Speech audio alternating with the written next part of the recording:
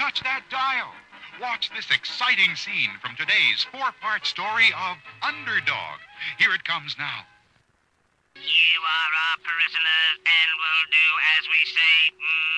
But what do you want with us? Not you, him. He must go back to Earth and tell the people that we want all of their metal. Metal is our food. And all our metal is gone. We are hungry. Why should they give metal to you? If they don't, what will you do? This is a great gravity gun. With this mighty weapon, we can pull your planet away from the sun until it is here beside our own planet. But our planet would freeze.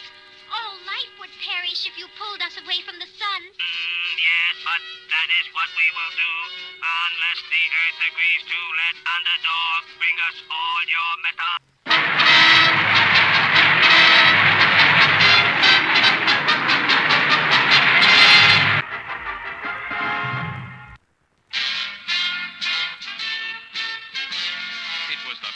Day of the exciting National Olympics. Thousands of people were present to witness the events, and millions more were watching at home on their TV sets, with Sweet Polly Purebred, ace TV reporter, bringing them the news. And so, dear viewers, the first event of the National Olympics is about to get underway. This will be the broad jumping contest, and Stretch Legs is to be the first jumper. For a few words about Stretch, here is our sports editor, Al Mellon. This Stretch Legs is really something to see, folks. Some folks around here claim Stretch is going to set a new world's record. They say he's wearing extra heavy spiked shoes that he figures will throw him a few extra feet. He's running, gaining speed, and now he leaped. He's in the air and going up, and up, and up, and up, and why, he's going right up into the sky. Folks, that one is really gone. Darndest thing I ever saw. He struck out down the field, leaped into the air, and took off like a bird. Had his feet out in front of him, and those feet just seemed to draw him right up to the clouds. Everyone is running out onto the field, but no one seems to know what to do. In order to try and get an accurate measure of Stretch Legs' jump, the judges have sent a plane up. The plane may be able to catch him and check on his forward distance for the broad jump. While Sweet Polly is waiting for more reports on that really strange event, we take you to the other side of the field where the weightlifting is underway. Right at this moment, Pierre Lestrong is about to try and press 300 pounds over his head. And there he goes. That boy is going, jumping. Catfish, folks. That old Pierre Lestrong is lifted right up off the ground, dumbbell and all. He's up in the clouds and going like a cannonball. It's all so unbelievable. Another athlete zooming right up into the sky. Oh, here's one of the judges now. Perhaps he can tell us something. Judge, do you have any word for our viewers about these two strange events? Well, unless these men come down, they are, in my opinion, disqualified. And I say you can't count what you can't see. But have you heard any reason that might account for them going up into the sky? Oh, no comment. The whole thing is impossible and against the rules. Look, Sweet Polly, another one. It's a pole vaulter, ladies and gentlemen. Using an aluminum pole, he has been lifted right off the ground. The situation seemed unexplainable. The rest of the events were canceled. The Army and Navy were called in. Scientists all across the country were put to work to try to explain the amazing rapid ascent of the athletes. Professor Bruno Heimerdown had this to say. Those boys is going right up through the atmosphere. In my opinion, the whole thing is tied in with that strange new planet we spotted a week ago. A new planet seen for the first time only a week before seemed to be causing the strange incidents. In a special White House conference, Air Force General Ricketts had this to say. This is a matter of life and death. We must find out what's on that planet, or we may be wiped out. But who could do that? Who could get to the strange planet? Underdog. Underdog? And so the whole world called on Underdog to save it from some unknown menace. Will Underdog reach the new planet? What will he find there? What strange forces are pulling men from the Earth? There's plenty of excitement ahead in our next episode.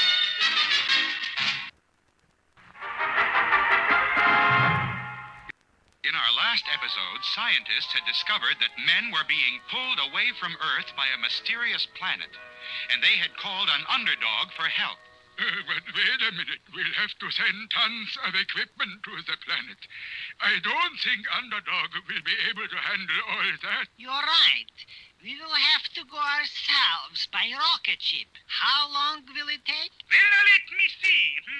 It will take exactly 14 years, 3 months, and 22 days. Good. Let's get started. And 14 years. 3 months. And 22 days. I am a hero tried and true. What can I now do for you? Quickly, the scientists explained the problem and told Underdog what he must do. And you must also take along several tons of scientific equipment. Can you do it? There's no need to fear. Underdog is here. So bright and early the next morning, Underdog prepared to take off for Planet X. Wait, I'm coming with you. I want to bring a first-hand report of the story to my television audience. I'm sorry, sweet Polly, but you can't go. It's much too dangerous, you know. We'll see about that. Nothing stops a good reporter. And so, after shaking hands with all the scientists, Underdog took off for Planet X.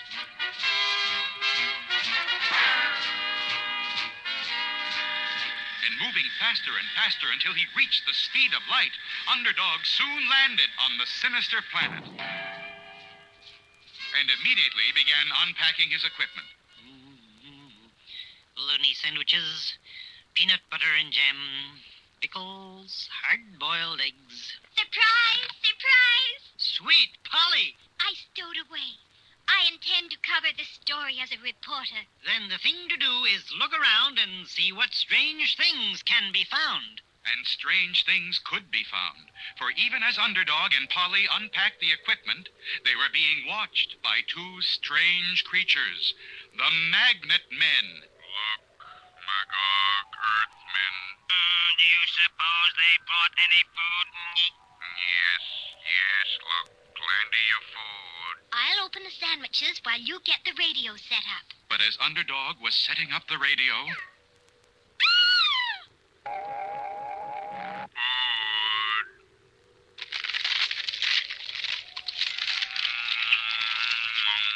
Delicious. Have a bite. More.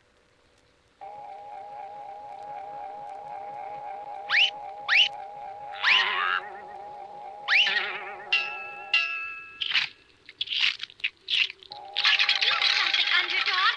Someone is pulling away all our equipment. Hey, you, come face to face with me. I can't fight what I can't see. There's no need to fear. Underdog is here.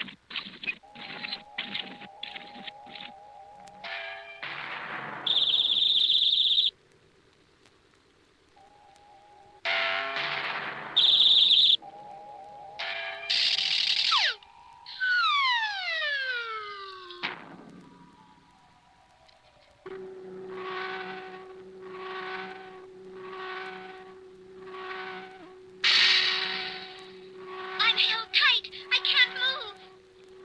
Something is wrong. I don't understand. I'm held to the surface by my hand. what is this mysterious force? Who are these strange people? And what do they want from Underdog and Polly? There's plenty of excitement ahead in our next episode. You'll see all of this Underdog adventure complete on today's show. And in weeks to come, you'll be seeing exciting scenes like this.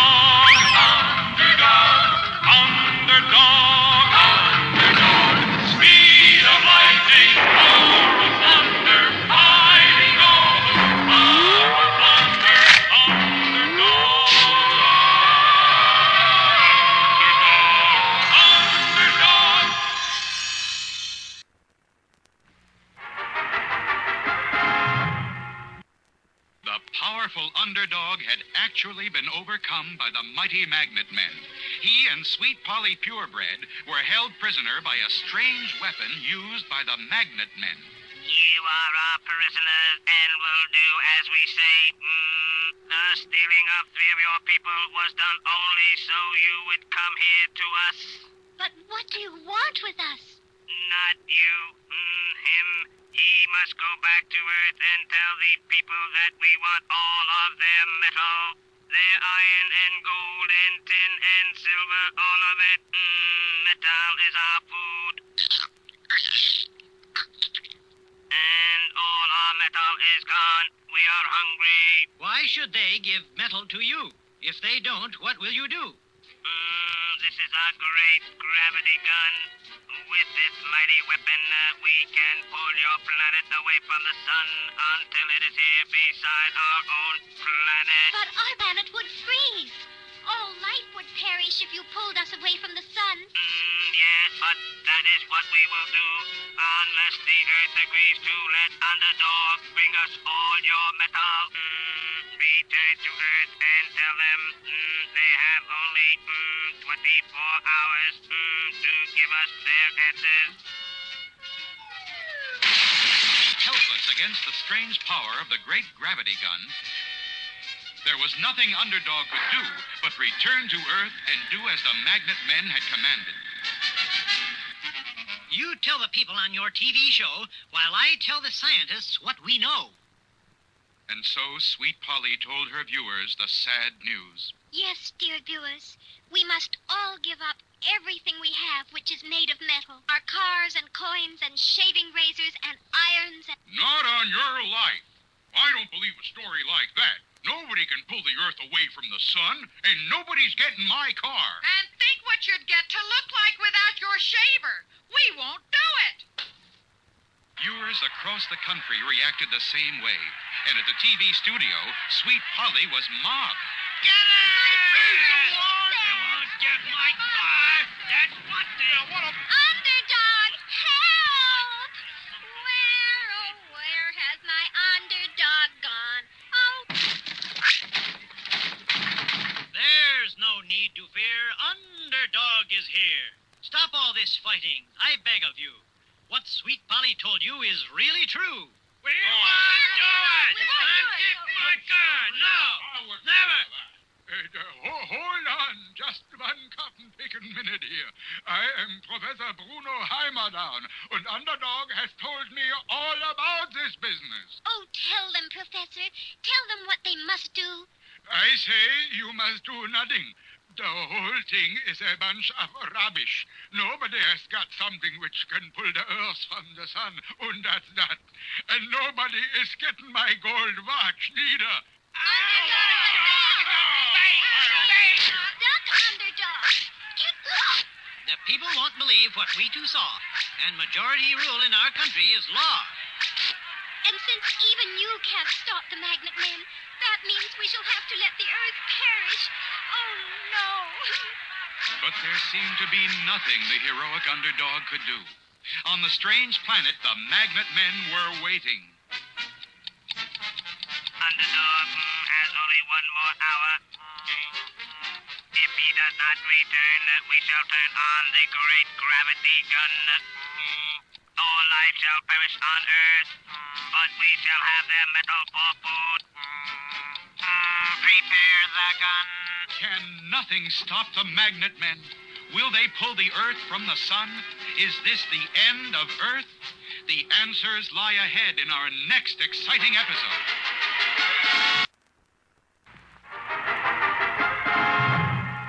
The Magnet Men had given the people of Earth just 24 hours to give up all their metal. Oh, dear. It's almost time. 1 minute to go. What can we do? The fools refuse to give up their metal. Turn on the great gravity gun.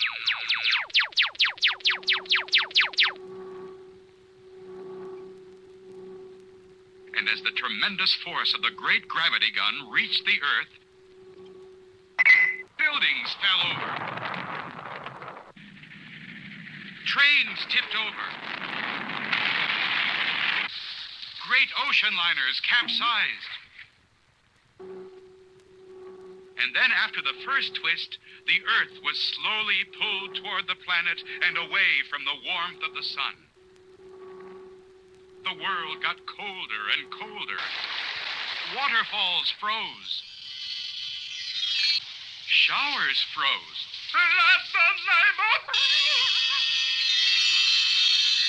And snow began to cover the world.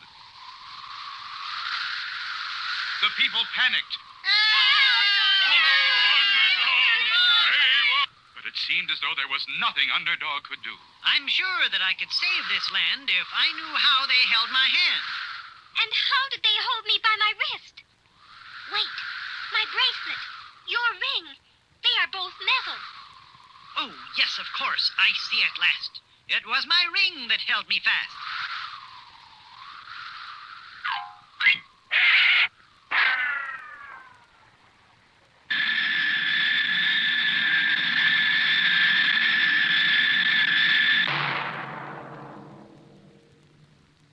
It's Underdog. Turn your magnetizers on him.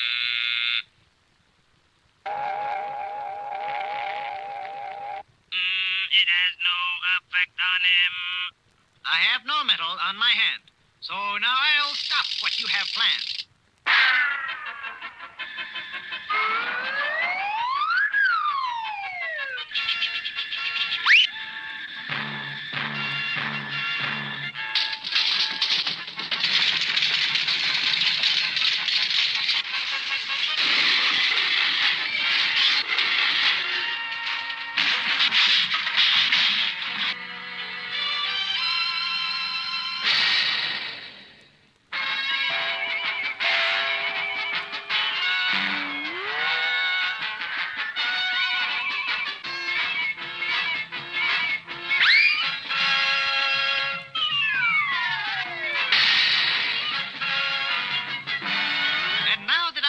This fight, I must go and put the Earth to right.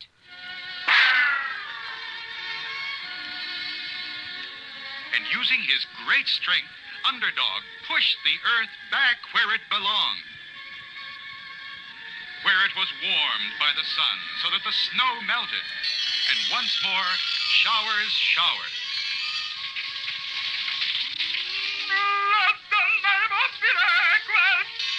And waterfalls fell.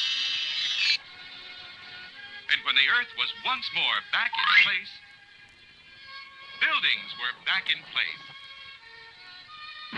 Trains were on the track. The ocean liners loaded. And once more the people could look up in the sky and say, "Look, in the sky! It's a plane! It's a boy! It's a frog! A frog? Not plane nor bird nor even frog. It's just little old me. Underdog. Now, as our hero of heroes goes about his everyday good deeds, we're glad to know that in today's story, somehow Underdog came through again. But what about next week? Here's a scene from next week's show. This trail to Riff Raff has not been true. I must get back to town and begin anew. But a shocking surprise was waiting for Underdog. Look, in the sky. It's a plane. It's a boy. It's a frog! A frog? No, it's that bad crook, Underdog. Get him!